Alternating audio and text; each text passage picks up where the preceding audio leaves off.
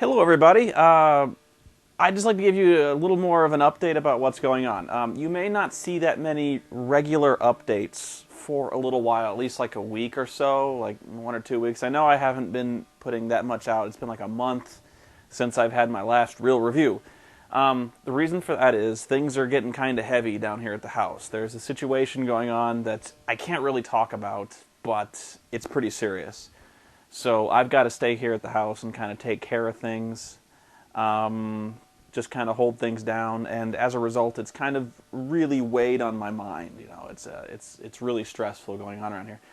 So I'm still going to get in front of the camera now and then and just kind of talk, but things that require a lot of preparation, a lot of work, like setting up the camera, doing really complex things like I used to do.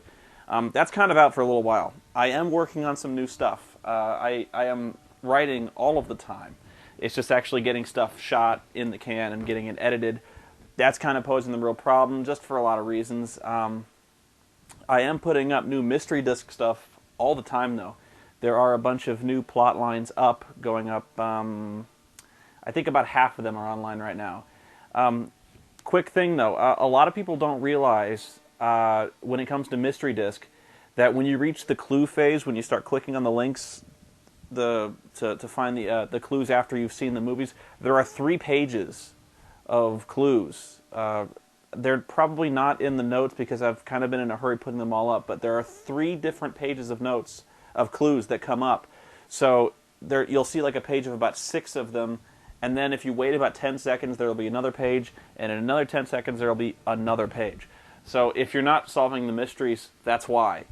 I also found there is another mystery disc, which for some reason, I looked everywhere for it. I looked like 3 times in the past year or 2. I couldn't find it. Then somebody says, "Did you know there was another one?" I said, "Yeah, I knew that, but I can't find it." Guy gives me a link. There it is. So I found it.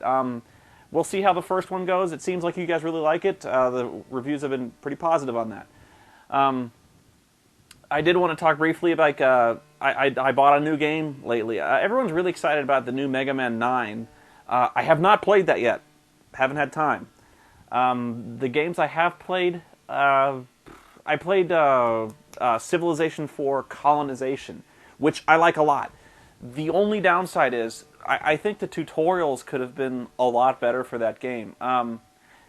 You'll play through that game several times, and I was never sure really what I was doing, if I was doing it right, if I was doing it wrong, if I was progressing too slowly, because it plays a very different style than Civ 4. It's a Civ 4 mod, kind of a conversion more than it is a mod, I guess.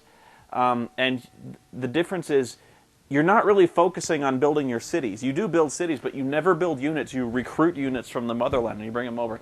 It's very complex, and so I think I may actually need to look online for kind of a strategy guide, because I don't really know what I'm doing, and I'm pretty good at this kind of game. I actually think I found a groove, but yeah, it's a lot different than Civ 4. So if you're into that, it's actually worth a shot if you're kind of heavy into that. I'm not sure what any other critic gave it, but I was pretty impressed with that. The music I like a lot in that game.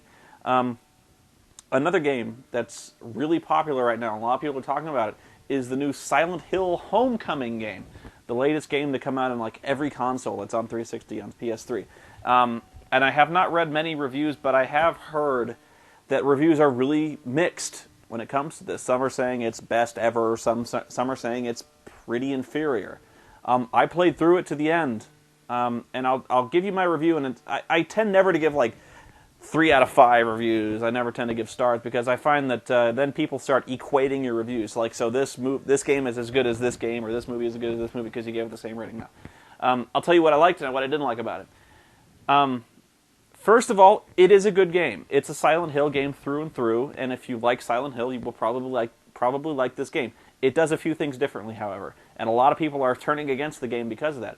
For one, your character is like much more combat effective. The game has shifted to more combat focus, to where your guy has much more capability when it comes to weapons, and the combat is much more fluid, I think, in the sense that you can dodge, you can sidestep, you can circle strafe around people, you can have combos, you can do light swings or heavy swings. There's a lot more control over that.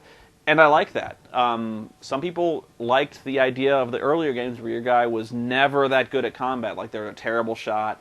In this one, you can basically pinpoint where your shots are going. In terms of the character, this makes sense, but I can see why you wouldn't like that, because in terms of survival horror, it really takes away from the scary aspect of it if you don't have a lot to fear from the bad guys, if you can take them down really easily. And if you're good at that, if you have pretty good reflexes, there is a definite rhythm to the combat where you're kind of dodging attacks and then counterattacking. If you're good with the dodge button, you'll have basically no problem with this game. If you think you're pretty good at this type of thing, I would try it on the hard difficulty. I think it's a pretty fair challenge at that point. I actually thought the previous games, like Silent Hill 3, I did not like Silent Hill 3 as much as a lot of people did. A lot of people consider that the masterpiece of the series. I found that in that game, you couldn't fight anything. I spent that entire game with the flashlight off, running away from absolutely everything, and it bugged the shit out of me. I was like, can't I take anything? Like, yeah, sure, if you met one monster, like a dog, or like, I forget, there's like a zombie or a nurse or something like that. If you met one of those in a room, yeah, you could take it out with a melee weapon, but if you were ever outnumbered, you had to run. And so you were always on your heels, running all the time. And so a lot of people are like, yes, of course, that's horror. You're supposed to be running away. You're not supposed to be able to take anything.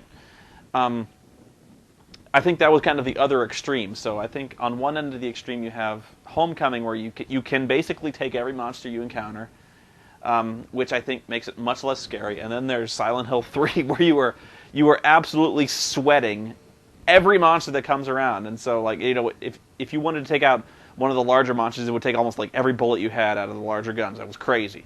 I thought the story was actually pretty good. I thought it was predictable. I figured the story out pretty early on, I gotta tell you. I have played a lot of these games, and I have seen a lot of horror movies. It's very derivative of the movie Jacob's Ladder, which is a very good movie. It's one of the classics.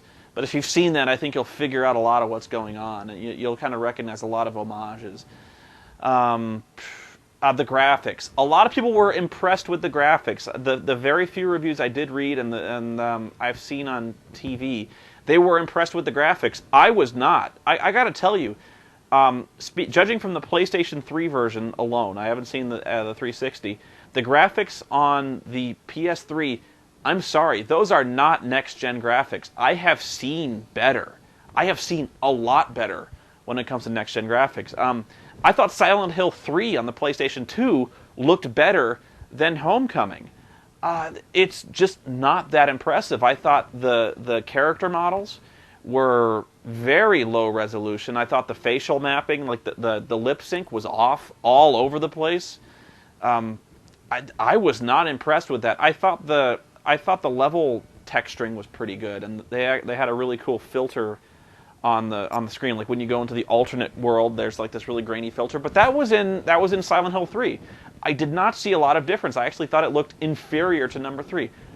But that's just me.